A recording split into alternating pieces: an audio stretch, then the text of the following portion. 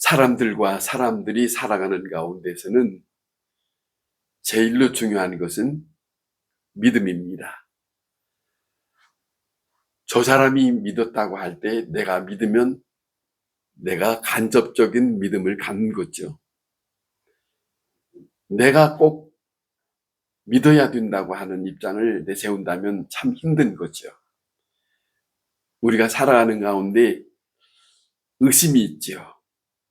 그 의심은 다른 사람의 문제가 아니고 바로 나 자신의 문제가 있다 하는 것이 아니겠습니까? 가장 불행한 것은 믿음을 잃어버린 것이다 하는 말씀을 우리가 생각해 볼 수 있습니다. 믿을 수 없다고 하는 사람, 그 사람은 영적으로 병들어 있는 것이다. 그렇게 생각해 봅니다. 요즘에 사람들을 평가할 때 어떻게 평가하느냐 하면 다른 것이 아닙니다. 지식으로 평가하지도 않고요. 능력으로 평가하지도 않고요. 건강으로 평가하지도 않고요.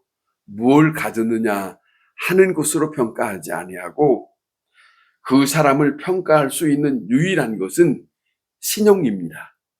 그 신용이라는 말을 다시 바꾸면 믿음이라는 것이죠. 그러잖아요.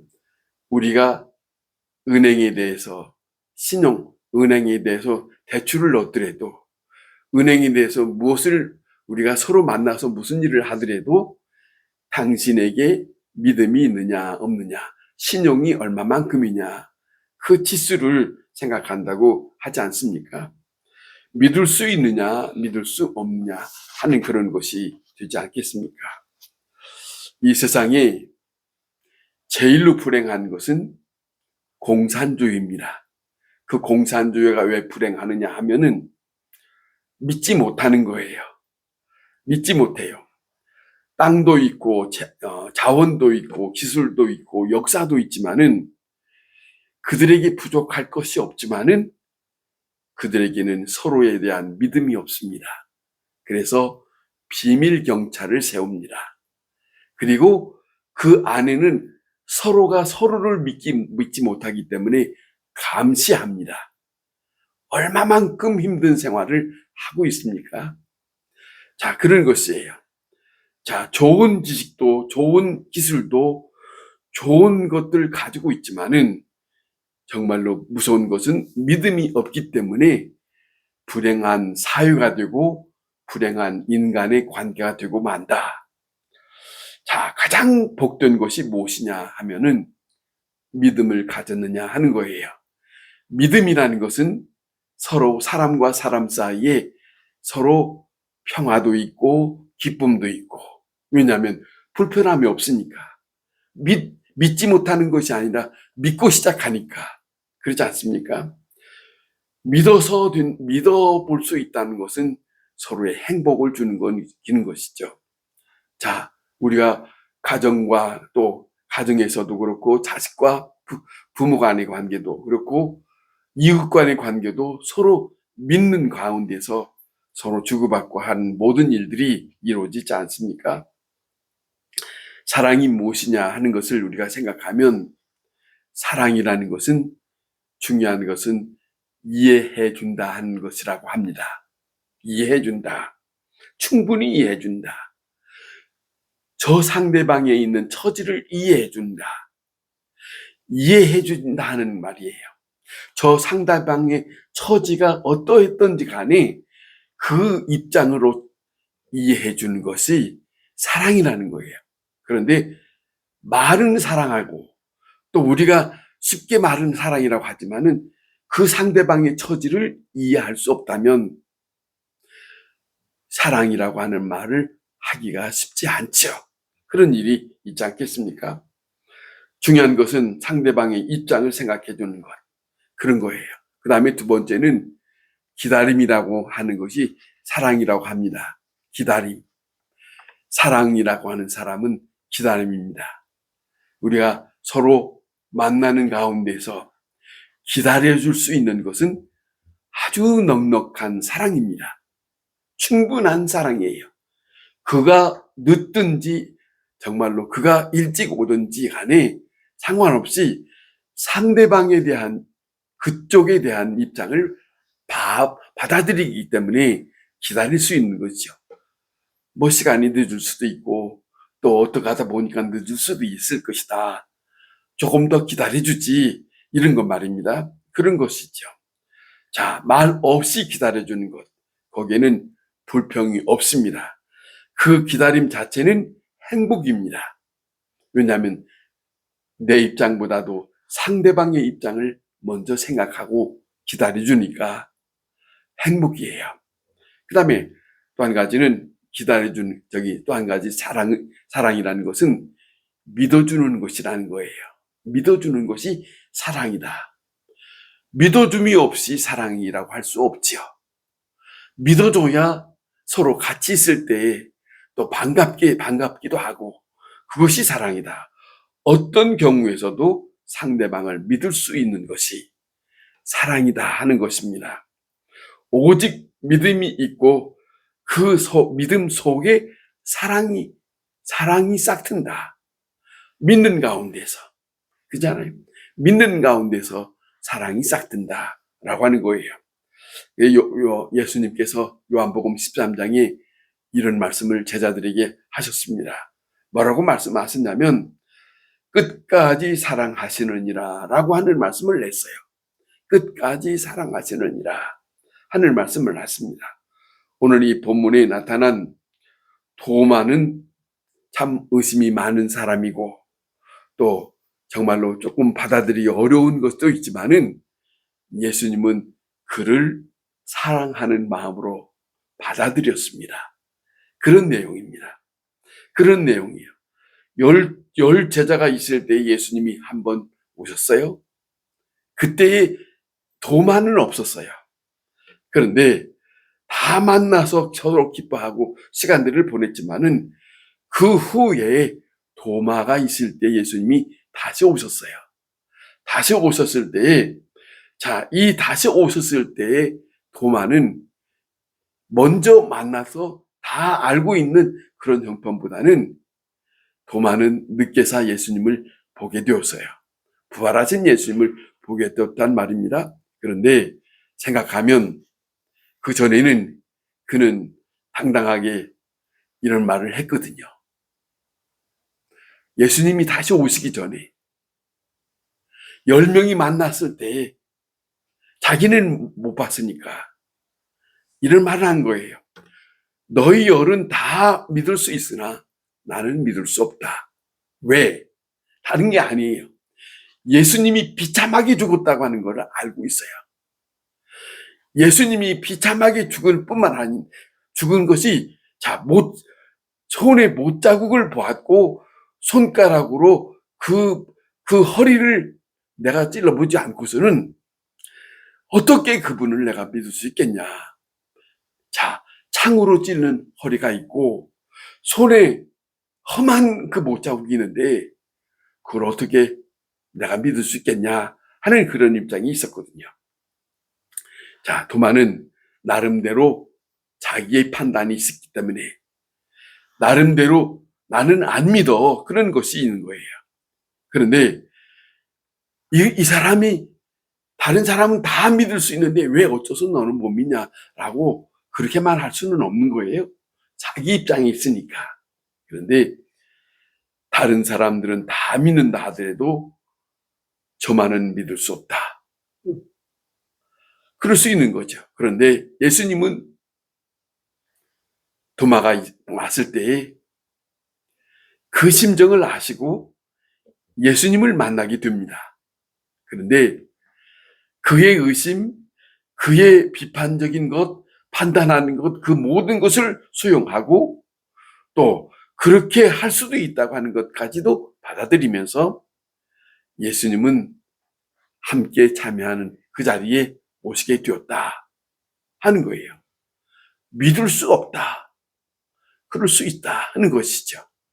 생각하면 성경에는 하나님의 입장에 대해 하나님이 부르실 때 그 부름에 대한 반응을 하는 것도 믿음이 시작해야 됩니다. 믿음이 없으면 반응할 수 없어요. 우리가 잘 알듯이 하나님께서 아브라함을 75세 때에 나타나셔서 그에게 하나님은 약속을 주시지 않았습니까? 내가 너희에게 땅을 주겠고 내가 너희에게 아들이 없으니까 많은 자손을 주기 위해서 너에게 자식을 주겠다라고 약속을 하셨어요. 그런데 약속을 하시고 났지만 25년이 지나서도 그에게는 특별한 일이 없었습니다. 아들이 없었습니다. 자, 생각해보면 이런 상태에서 천사가 하는 말입니다. 한번 찾아와서 내 아내 사라가 내년 이맘때에 아이를 가질 것이다 라고 하는 말을 아브라함에게 말씀을 하고 있을 때에 그 아내 사라라고 하는 사람은 천막에서 듣고 그 소리를 듣고 이 사라는 웃었어요. 왜 웃었느냐? 그 웃는 건 다른 게 아니에요. 천사가 말했을 때의 입장은 그렇다 할지라도 자기 입장은 내 몸의 처지는 이미 단산하고 아이를 낳을 수 없는 입장이기 때문에 내 입장으로 생각할 때는 믿을 수 없다. 충분히 그럴 수 있는 거 아니겠습니까? 그러니까 웃을 수밖에 없는 거 아니겠습니까? 그런데 천사가 하는 말입니다. 내 아내가 웃었다. 내 아내가 웃었다. 그 아내가 그 말을 듣고 안 웃었습니다. 안 웃었습니다.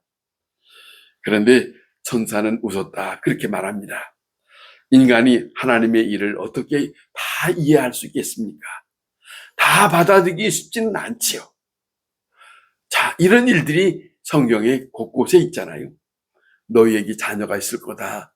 너희에게 무슨 일이 있을 거다. 갑자기 나타나서 이거에 대해서 받아들일 수 없어서 다시 자, 사사기에 보면은 확실한 것을 얻기 위해서 그러면 이렇게 해주세요. 이렇게 해주세요. 이렇게 해준 것을 나타나면 내가 믿겠습니다. 라고 하는 말까지 하는 만큼 사람들에게는 의심이 있을 수 있어요. 확실한 믿음을 가질 수 없는 입장이 있을 수 있다. 자, 의심한 처지를 받아들이고 약속하신 대로 여호와 하나님은 사라에게 하나님은 자식을 주었던 일들을 우리는 성경에서 보고 있지 않습니까? 자, 사라에게 행하셨던 일들, 사라가 임신하고 하나님이 말씀하신 대로 그 노년의 아이를 가졌을 때 정말로 저는 믿을 수 없지만은 믿음이 없는 사람의 처지 있지만은 하나님께서 이루어 가고 있다고 하는 사실을 믿게 하시는 것. 자, 보세요. 중요한 것입니다. 믿음 없는 사람, 그럴 수 있지요. 의심할 수 있어요. 의심할 만한 합니다만은 다 아시고 예수님께서 이해하시고 사랑하고 그의 처지를 받아주시는 그 입장은 바로 하나님의 입장이에요. 사람과 같이 믿을 수 없습니다라고 하는 게 아니고 그럴 수 있지. 믿을 수 없겠지. 그리고 예수님은 자, 이런 말씀합니다. 오늘 이 본문에 나타난 대로 27절에 보면 내 손가락을 이리 내밀어서 내 손을 보고 내 손가락을 내밀어서 내 옆구리에 넣어보라. 그리하여 믿음 없는 자가 되지 말고 믿는 자가 되라. 자, 생각해 보세요. 도마가 의심하고 있는 이 모든 판단, 모든 비판, 그 입장을 다 충족할 수 있도록 예수님은 그냥 받아줍니다. 믿을 수 없다는 건 안다. 그러니 네 손을 내밀어서 내 손을 보았고 손을 만져보고 네 손을 내밀어서 내 옆구리에 손을 넣어봐라. 확인시켜주는. 자, 생각해 보세요. 만져보라. 그래서 믿음 없는 자가 되지 말고 믿음 있는 사람이 되라. 참으로 어려운 일이지요. 하나님의 입장과 사람의 입장에서는 쉽지 않는 문제죠. 그런데 이 성경에는 곳곳에 믿을 수 없는 일에 대해서 믿음을 갖도록 하셨던 일들이 예수님도 3년 동안에 사역하셨다고, 복음 사역에 하셨다고 하는 가운데서도 나타내 보여줬어요. 소경에게 뜰 수 없는, 눈을 뜰 수 없는 것을 뜨게 하셔서 보게 하셨고, 안진뱅이가 일어설 수 없는 입장에서 일어나서 뛸 수 있는 입장을 허락하셨고, 중풍병자 환자에게도 일어날 수 없는 38년 된 중풍병자 환자에게도 하나님은 그에게 말씀을 받아들이고 말씀이 임할 때에 그 자리에서 일어날 수 있는 그런 입장을 보여주었고, 예수님의 사역은 결국 하나님을 믿을 수 있도록 하게 하기 위해서 그렇게 나타나셨다. 그래서 믿음 없는 자가 되지 말고 믿음 있는 자가 되라고 그렇게 말씀을 하셨던 사역을 봅니다. 예수님께서 이 도마를 믿어주셨다 하는 거예요. 유명한 신학자 칼 바르트라고 하는 분이 있습니다. 그분은 이렇게 말합니다. 우리로 하여금 그를 믿게 하시는 분이요, 찾아오사 도마로 하여금 믿음의 사람으로 사람이 되게 하시려고 찾아오셨다. 칼 바르트는 그렇게 이해하고 있습니다. 결국 도마는 유명한 고백을 합니다. 예수님을 만나서 그가 예수님을 보고 손에 못자국을 확인하고 옆구리에 정말로 창자국을 보고 도마가 하는 말입니다. 주는 나의 주시요 주님이시요 나의 하나님이십니다. 나의 주님이시요 나의 하나님이 되십니다. 그는 이렇게 예수님을 부활하신 예수님을 다시 받아들이고 성령을 힘입고, 그는 주님의 복음을 그 유대 땅에 머물러 있지 아니하고 인도 땅까지 와서 복음을 전하고 거기에서 순교했던 역사적인 근거가 있다고 합니다. 믿음을 가지면 주님을 위해서 한평생을 사는 그런 믿음의 사람이 되게 하기 위해서 주님은 믿게 하셨다. 믿음 없는 자가 되지 마라. 믿는 자가 되라. 그런 말씀을 하셨다는 거 아닙니까? 오늘 주님의 음성을 다시 한번 들어보세요. 다른 게 아닙니다. 믿음 없는 자가 되지 말고 믿는 자가 되어라. 이게 하나님께서 우리를 향하신 말씀은 왜 믿는 자가 되라고 말씀하셨느냐? 저는 이렇게 받아들입니다. 주님은 주님이 계시는 곳에 믿는 자로서 주님 계시는 곳에 불러드리려고. 믿어야 올 수 있으니까. 믿지 못하면 주님 앞에 갈 수 없으니까. 믿는 자가 되어서 주님과 함께 하게 하시려고 믿는 자로 되게 하시고 그를 불러서 아버지 품 안에 함께 하시려고 믿지 못하는 자에게 믿음을 주시는 그 하나님, 그 예수님의 모습이 사랑이 담겨 있는 엄청난 하나님의 축복입니다. 그 믿음으로 우리의 믿음을 한층 더, 전보다도 더 한층 더 믿는 사람으로 사는 하나님의 사람으로 살아갈 수 있기를 바랍니다. 기도하겠습니다.